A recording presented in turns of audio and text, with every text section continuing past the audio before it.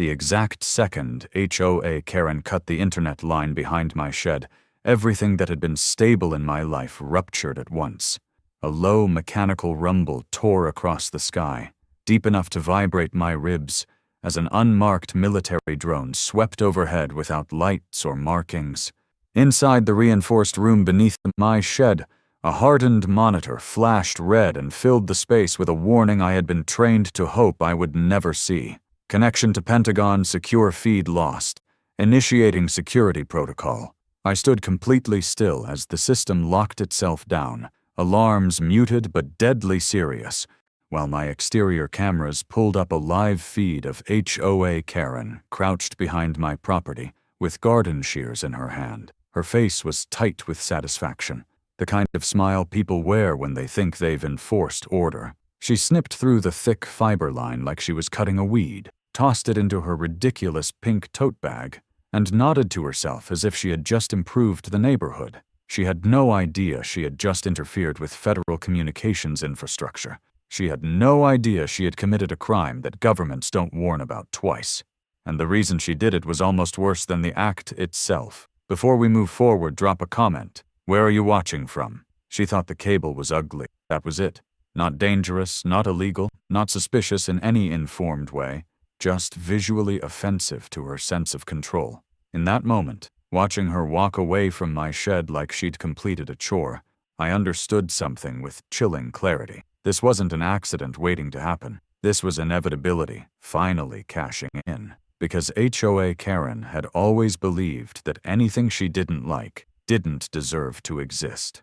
The system beneath my feet continued running its containment sequence, isolating nodes, rerouting what it could, and flagging the breach as physical interference rather than technical failure. That distinction mattered. A glitch is forgivable. A severed line is intentional. Somewhere far above my quiet suburb, people who don't ask questions lightly were already looking at my address. I didn't move for several seconds. Not because I was frozen with fear, but because I was calculating the fallout. Once a secure feed drops without explanation, clocks start ticking that cannot be stopped. Every second without confirmation compounds suspicion. Every delay rewrites assumptions. And the one thing no system ever assumes is that a middle-aged HOA president with a clipboard could be the cause of a national security event. My cameras tracked HOA Karen as she strutted back toward the sidewalk, shoulders squared, posture proud, convinced she had just taught a non-compliant resident a lesson. She didn't even look over her shoulder. She didn't see the drone banking away. She didn't hear the quiet hum of systems shifting into emergency posture beneath her feet. She walked away, believing she had won. I finally exhaled and moved, not toward my house, but toward the shed, because that was where the damage was anchored. The reinforced door slid open, biometric lock responding automatically, and the room inside felt smaller than it ever had. Monitors displayed cascading status updates, none of them catastrophic yet, all of them unforgiving. The primary line was gone. The redundancy protocols were holding, but they were never meant to be used like this. This wasn't a storm or a contractor error. This was sabotage, even if the person responsible didn't understand the word. The moment I confirmed visual evidence of the cut, my phone vibrated in my pocket. Not rang, vibrated. A secure channel request. Already authenticated, already escalating. I didn't have to guess who it was. I answered using the code phrase, my voice steady in a way that surprised even me. The voice on the other end didn't waste time on pleasantries. Feed loss confirmed. Are you secure? I told them the truth. The line had been physically severed. Civilian interference. Visual confirmation available. There was a pause on the line. The kind that feels longer because you know other people are being looped in without you hearing a word. Then the response came back colder than the alert on my screen. Backup response inbound. Estimated arrival 6 minutes? 6 minutes. That was how long I had before my cul-de-sac stopped being a place where kids rode bikes and became something else entirely. 6 minutes before jurisdiction changed hands. 6 minutes before HOA Karen's universe collapsed in on itself. I stepped out of my driveway just as the first neighbor cracked their blinds. The sky felt heavier, like it was waiting. In the distance, engines rolled low and coordinated. Not the sound of traffic, but of purpose. When the first black SUV turned onto my street without slowing down, I knew the response clock had been accurate. They came in a line, 1, 2, 3 black vehicles, followed by a tan military truck with no plates and equipment mounted where logos should be. They didn't park politely. They rolled straight onto my lawn, grass flattening under tires that didn't care about property lines. Doors opened in sync. People moved with efficiency that doesn't belong to homeowners associations or neighborhood committees. Neighbors stepped outside now, curiosity overpowering caution. Phones came out. Whispers started. No one knew what they were watching yet, but everyone knew it was serious. That was when HOA Karen reappeared. She rounded the corner holding a smoothie and a glossy flyer for the upcoming HOA wellness mixer, still riding the satisfaction of enforcement. She stopped dead when she saw the vehicles. Her smile faltered, then tried to recover. 2 agents intercepted her immediately, badges flashing just long enough to register authority. They asked her to step aside. She didn't. She puffed up instead, announcing her title like it was armor. "I am the HOA president," she said, voice sharp, indignant, offended that anyone would challenge her on her own sidewalk. One of the agents repeated the instruction, slower this time. "Ma'am, you need to stand over there." HOA Karen demanded explanations. She called the situation irregular. She insisted on knowing who authorized this intrusion. I stepped forward then, flanked without asking by people who had already decided where I stood in the hierarchy. I kept my voice level, because volume would only cheapen what was about to happen. I asked her if she remembered the cable she had just cut. Her eyes narrowed instantly. She started reciting her usual lines about unauthorized wiring and community violations, about visual clutter and ignored notices. She sounded practiced, comfortable, unaware. I didn't let her finish. I told her the cable she cut was part of a classified communications relay feeding directly into the Department of Defense. I told her she hadn't removed an eyesore. She had compromised national security. She laughed. A short, sharp sound that didn't match the way her hands tightened around her smoothie cup. She said nobody would run anything important through a backyard shed. That was when the agent beside me leaned in and explained the penalty for interfering with a federal signal. Up to 20 years. No embellishment, no threat, just fact. The color drained from her face so fast it looked staged. As agents began securing the perimeter, another vehicle arrived. A man in a suit stepped out holding a tablet, his expression unreadable. On the screen was a live video feed from the Pentagon. "Confirmation given?" he said calmly. "Containment protocols initiated." HOA Karen looked around for support and found none. Neighbors were filming openly now. Phones raised, mouths open. Her voice dropped when she whispered that she just thought the cable was ugly. And standing there, watching her finally understand that she had stepped far outside the tiny kingdom she ruled, I knew this story had already passed the point of mercy. Before the cable, before the alarms, before federal vehicles flattened my lawn, HOA Karen had already decided who she thought I was. In her mind, I wasn't a resident. I wasn't a neighbor. I was a problem that hadn't yet been corrected. That belief didn't appear overnight. It grew the way mold grows, slowly, quietly, feeding on neglect and entitlement until it felt permanent. The neighborhood itself encouraged it. Perfectly spaced houses, identical mailboxes, rules written years ago by people who no longer lived there, and an HOA structure that rewarded enforcement over restraint. Karen stepped into that structure like it had been waiting for her. She ran the association the way some people run a personal vendetta, masking obsession as diligence and cruelty as order. Every walk she took through the neighborhood was labeled a patrol. Every photo she snapped framed as documentation. She measured grass with a ruler. She cited mailbox finishes for being too matte. She once tried to fine an elderly couple because their wind chimes were, in her words, excessively decorative. None of it was about community harmony. It was about reminding people that she was watching. The clipboard wasn't a tool. It was a threat. The board never stopped her. Most of them were passive, exhausted, or relieved that someone else wanted the job. Power doesn't need unanimous support. It only needs silence. Karen learned that quickly. Every time someone complied, every time a fine was paid instead of challenged, her authority hardened. By the time I moved in, she wasn't just enforcing rules. She was defining reality. From the outside, My life probably looked unremarkable. I worked from home. I kept to myself. I didn't attend potlucks. I didn't decorate for every seasonal theme. To Karen, those absences were suspicious. To me, they were boundaries. My work required them. I wasn't sitting at a novelty desk with a motivational mug. I was contracted into systems that did not tolerate curiosity or interference. Encrypted communications, hardened routing, redundancy built on paranoia rather than convenience. The kind of work that doesn't get explained at neighborhood mixers. The relay beneath my shed was not a hobby project. It was permitted, inspected, and authorized. It existed because some systems cannot rely on centralized infrastructure alone. Secondary paths matter. Quiet nodes matter.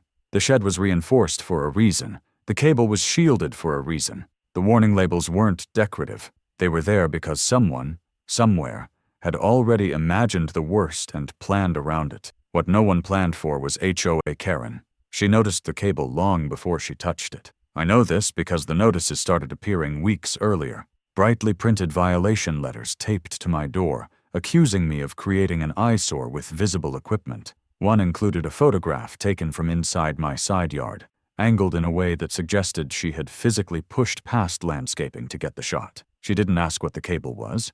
She didn't inquire. She declared, "I ignored the notices because engaging would have legitimized her premise. You cannot negotiate with someone who believes authority exists because they say it does." I assumed she would eventually redirect her fixation. Bird feeders, fence heights, pine cone arrangements. There was always another target. That assumption was generous. It was also wrong. Karen didn't believe in labels. She didn't believe in permits. She didn't believe in explanations that didn't originate with her. Laws were flexible if they conflicted with her sense of order. Logic was optional if it slowed her down. The HOA bylaws were a menu, not a constitution. She enforced what she liked and ignored what she didn't. The more I avoided her, the more she escalated. 3 notices became 5. Photos became annotated. Language sharpened, unauthorized, non-compliant, subject to immediate correction. She wasn't warning me any. She was justifying what she planned to do next. What she never understood was that authority has ceilings. HOA power ends where federal jurisdiction begins. She never learned the difference because no one had ever forced her to, until the day she did something irreversible. By the time she picked up those garden shears, the story was already written. The backstory wasn't about a cable.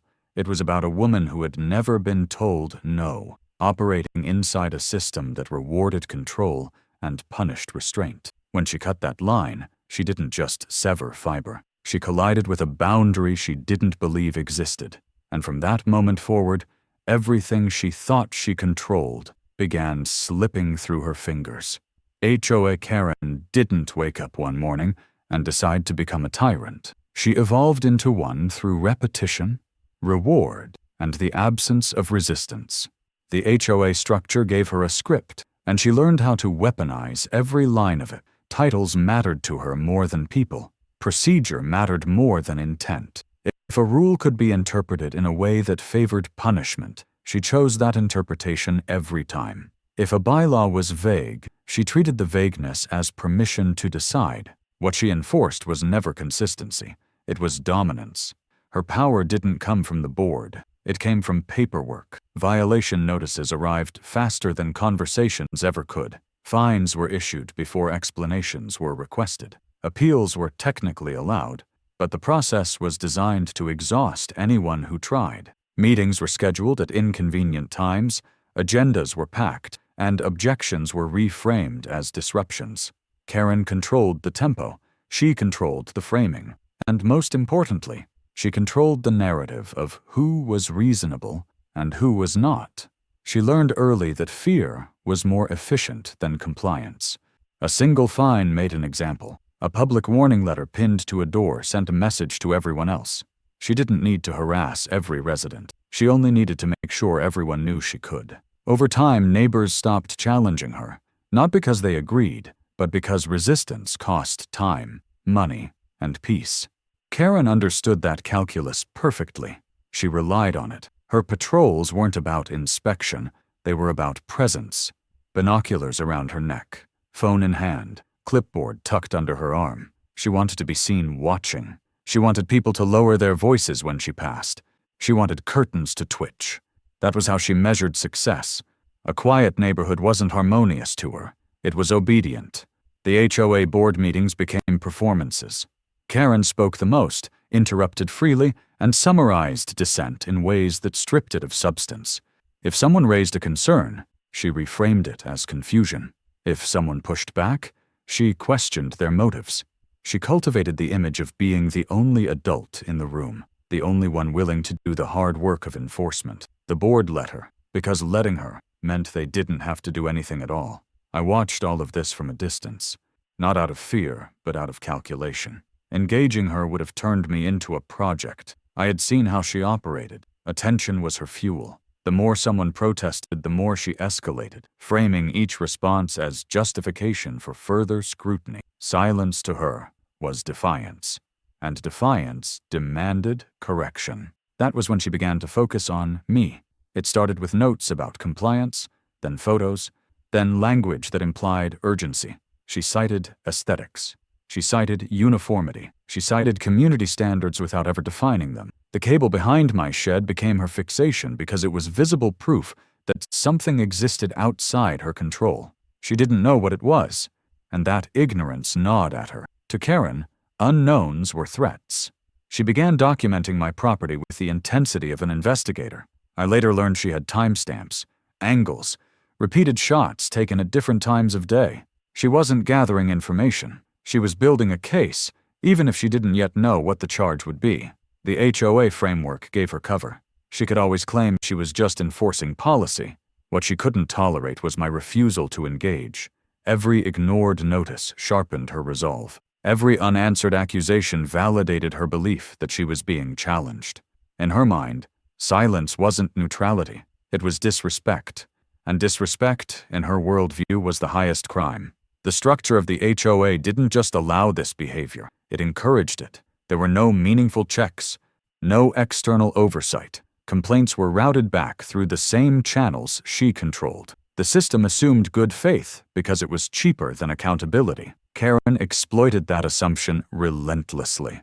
By the time she decided to act, the abuse had already crossed from bureaucratic to personal. The rules were no longer the point. Control was. The cable behind my shed wasn't a violation to her. It was an insult, a visible reminder that something existed she couldn't dictate. Cutting it wasn't enforcement. It was conquest. And that was the moment when a small, ugly exercise of HOA power collided with a structure far larger, far colder, and utterly indifferent to her sense of authority. The shift from neighborhood drama to federal incident happened so fast that most people never registered the moment it changed. 1 second, HOA. Karen was still trying to posture, still clinging to the muscle memory of authority she had rehearsed for years. The next, that authority no longer existed in any recognized system. The agents didn't raise their voices. They didn't threaten. They simply stopped acknowledging her role entirely, and that was when the imbalance became visible to everyone watching. The perimeter tightened with quiet efficiency. Streets weren't blocked with tape or cones. They were blocked by presence. Vehicles positioned themselves at angles that discouraged curiosity. People who wandered too close were redirected with polite firmness. It was clear this wasn't about crowd control. It was about containment. HOA Karen kept trying to speak, but her words no longer had anywhere to land. The moment jurisdiction changed, her title evaporated. The first proof came from my own systems. Camera footage pulled up instantly, time-stamped, redundant, unambiguous. HOA Karen entering my property line. HOA Karen inspecting the cable. HOA Karen cutting it. There was no room for interpretation, no angle to argue, no appeal to intent that could erase the physical act. The agents watched it once, then again, not because they needed clarity, but because procedure demanded verification. Each replay stripped another layer of denial from her face. She tried to explain. She said she was enforcing community rules. She said she believed the cable was unauthorized. The words sounded small against the weight of evidence already stacking up.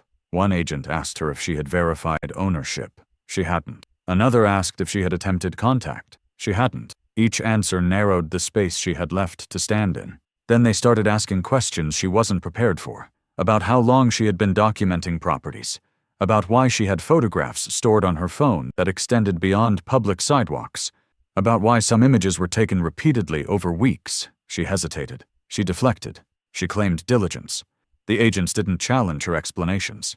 They logged them. A second layer of proof surfaced almost immediately. Prior complaints. Another state.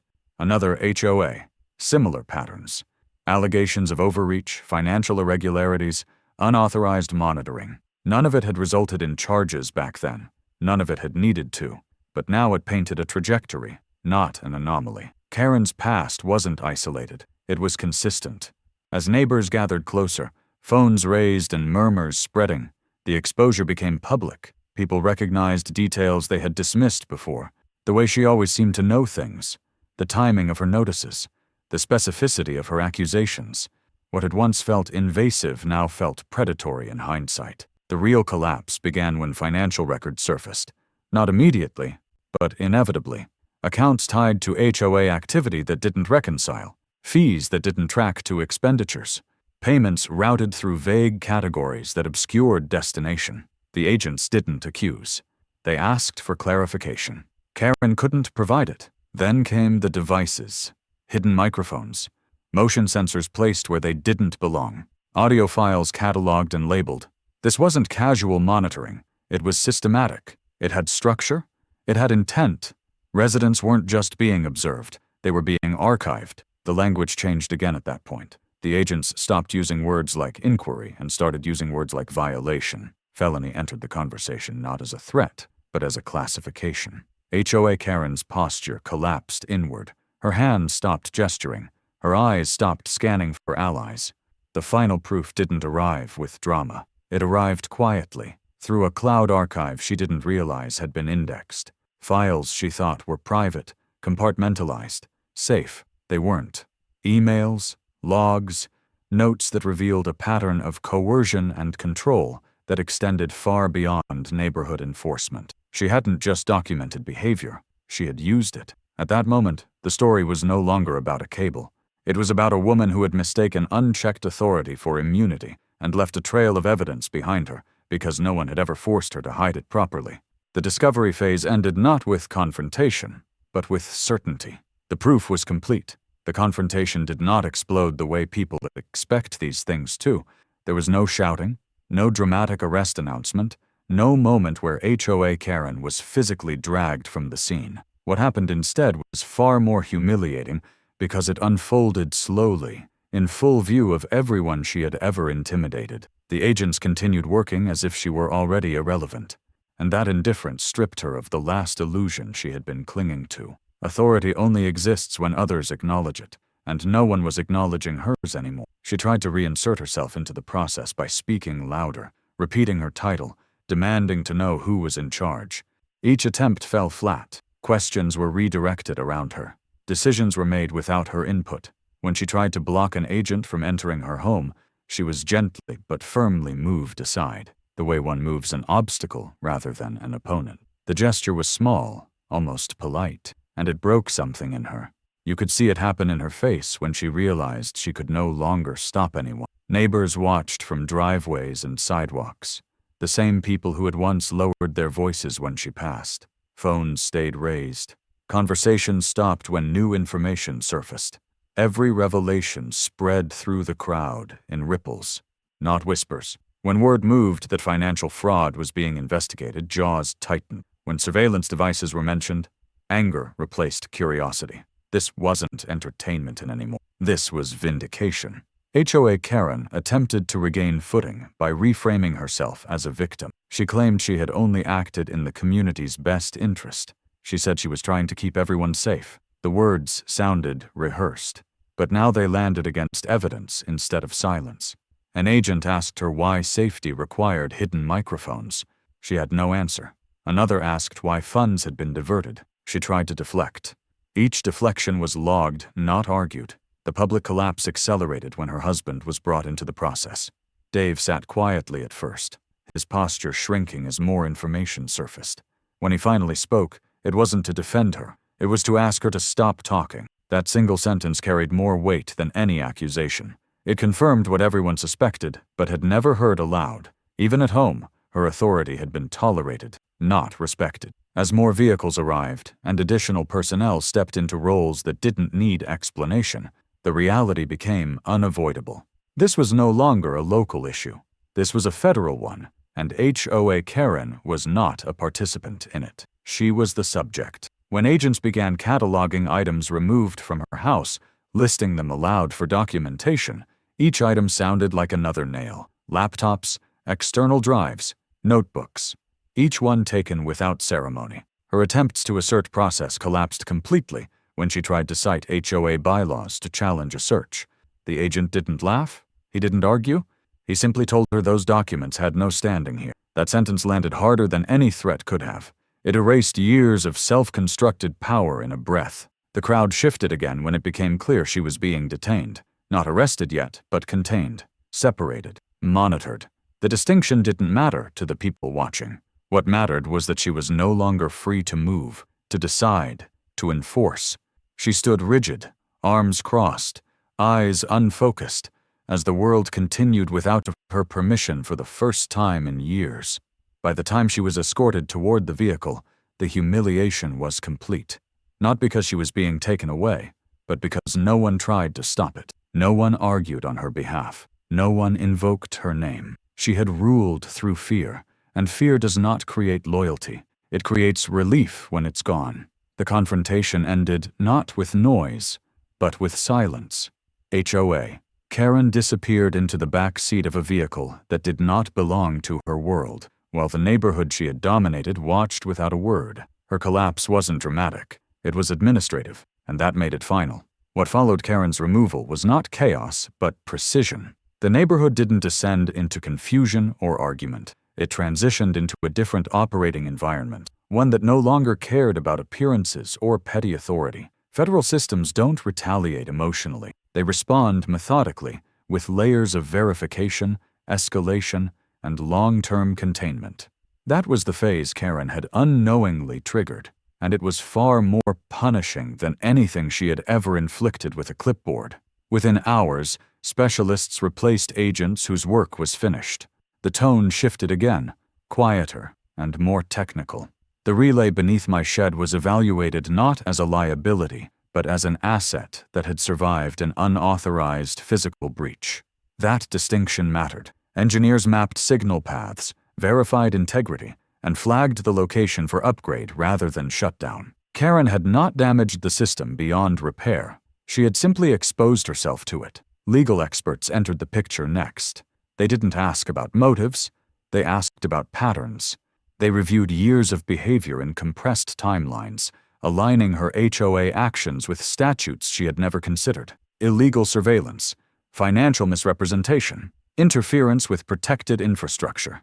Each charge stacked cleanly because the evidence supported it cleanly. There was no ambiguity to exploit. Karen's greatest weakness had always been her belief that paperwork protected her. In reality, it documented her. The HOA itself did not survive scrutiny. Once federal attention touched it, the structure collapsed under its own weight. Board members resigned preemptively, not out of guilt, but out of fear of proximity. The association's authority evaporated overnight. No emergency vote, no rebranding. It simply ceased to function because no one wanted to inherit a system now associated with criminal exposure. Control without legitimacy is a liability, and everyone understood that instantly. Expert testimony reframed Karen's actions in ways she could never argue against. What she called diligence was classified as monitoring. What she called enforcement was labeled coercion. What she called community safety was identified as unauthorized intelligence gathering at a civilian level. The language changed, and with it, the perception.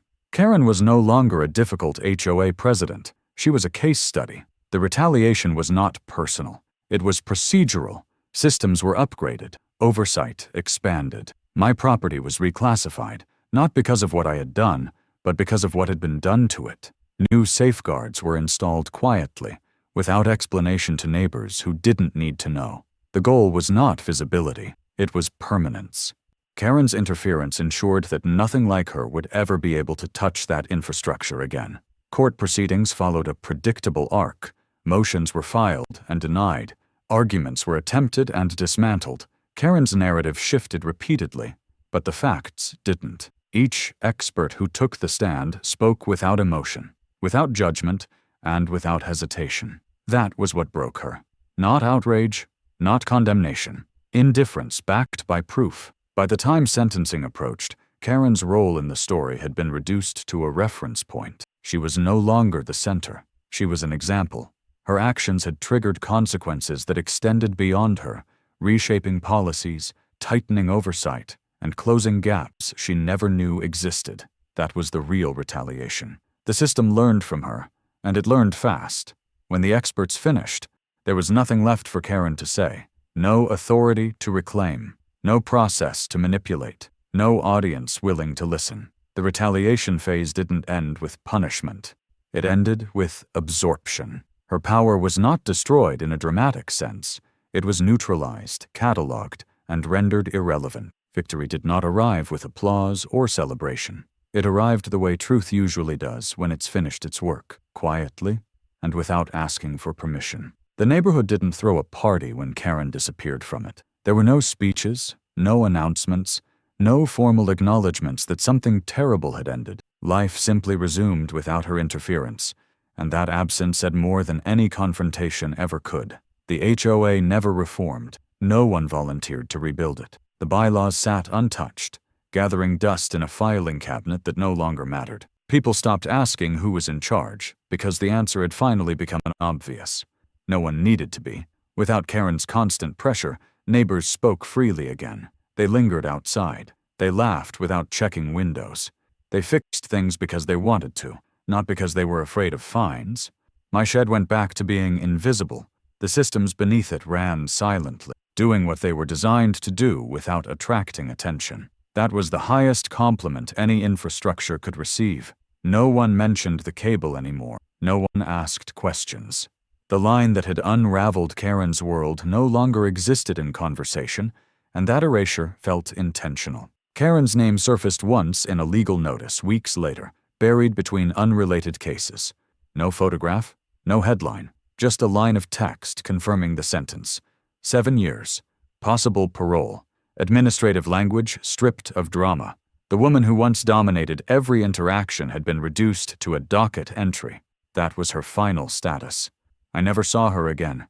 No last letter, no apology delivered in person, no attempt to reclaim relevance. The systems she had tried to control moved on without registering her absence. The neighborhood adjusted. Children rode bikes without being counted. Dogs barked without triggering complaints. Weeds grew in cracks and no one reported them. It was ordinary in the way freedom usually is.